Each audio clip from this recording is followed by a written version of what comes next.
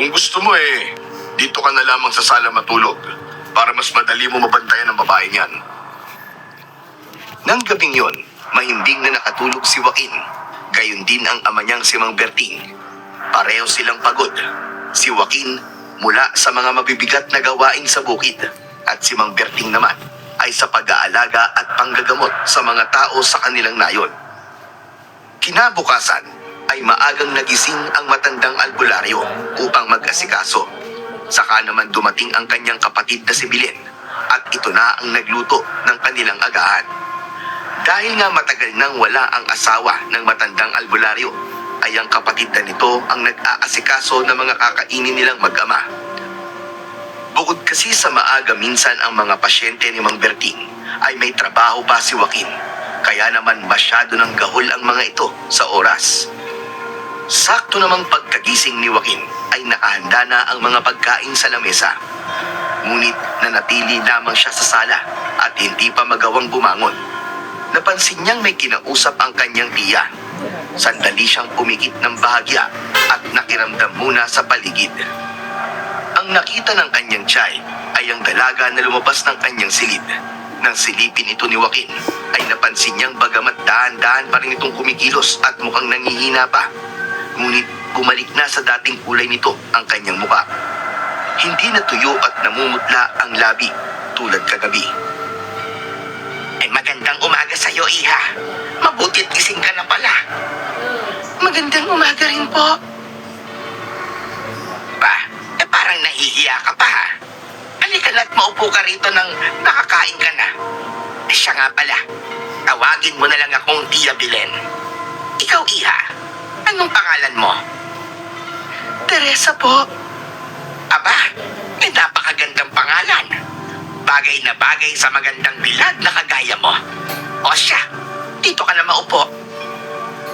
Pwede po bang magtanong? Nasaan po ako? Bakit po ako nandito? Oh, mamaya na namin sasagutin ang mga tanong mo, ha? Kumain ka na muna. Sige, tatawagin ko lang yung mag-ama. Napansin ni Joaquin na nag-aatubili si Teresa, pero sa huli, sumunod din siya kay Aling Bilen at naupo sa harap ng lamesa. Tahimik lang si Joaquin habang pinagmamasdan siya. Sinubukang basahin ang bawat kilos at ekspresyon ng dalaga. Hoy, binata! Gumising ka na at gising na yung bisita niya. Abay, nakakahiya sa magandang dalaga. Ilang saglit pa, bumangon na rin si Joaquin. Pagbangon niya, napatigil siya nang makita si Teresa, ang dalagang sinagip niya kahapon na nakaupo sa hapag at nakangiti. Saglit silang nagkatitigan ni Teresa. Nahihiya at tila ba natutunaw sa kanyang upuan. Habang si Joaquin naman ay tila hindi pa rin makapaniwala. Nagising na ang babae. Buhay, ligtas at maayos na ang kalagayan. Gising ka na pala. Kumusta na ang pakiramdam mo? Ayos lang. Anong pangalan mo? Ako si Teresa. Teresa? Bagay sa'yo ang pangalan mo. Mabuti na lang at nakarecover ka na. Alalang-alala kami kagabi sa'yo Lalo na't hindi namin alam kung ano ba talaga nangyari sa'yo. Maraming salamat sa tulong nyo. Kung hindi dahil sa inyo, ewan ko kung ano nang nangyari sa akin. Naku, wala yun. Mas mahalaga na ligtas ka na ngayon. Pero kung okay lang, pwede mo bang ikwento kung ano nangyari sa'yo? Baka sakaling matulungan ka pa namin. Hindi ko talaga maalala ang lahat. Basta, bigla na lang ako nakaramdam na may humahabol sa akin. Mga taong di ko kilala. Takot na takot ako kaya tumakbo ko ng tumakbo hanggang sa napadpad ako malapit sa ilog. Sige. Huwag ka mag-alala. Huwag mong pilitin kung hindi mo pa kayang ikwento ang lahat. Ang importante sa ngayon, ligtas ka na. Nandito lang kami ni Tia Bilen at ni Tatay para sa'yo.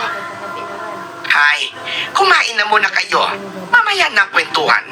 Mas importante na malamnan ang tiyan para gumana ang utak. Nagkaroon ng saglit na katahimikan. Kumuha si Teresa ng pagkain, samantalang si Joaquin ay tahimik lang na nag-iisip kung ano pa ang maaari niyang maitulong sa dalaga. Madaming tumatakbo sa kanyang isip, pero hindi niya masabi.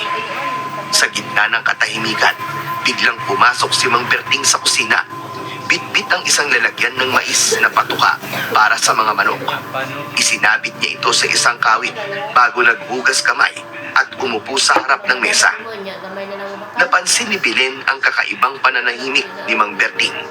Mabigat din ang itsura nito, ni hindi man lang nagawang batiin si Teresa na nakaupo sa kanilang harapan.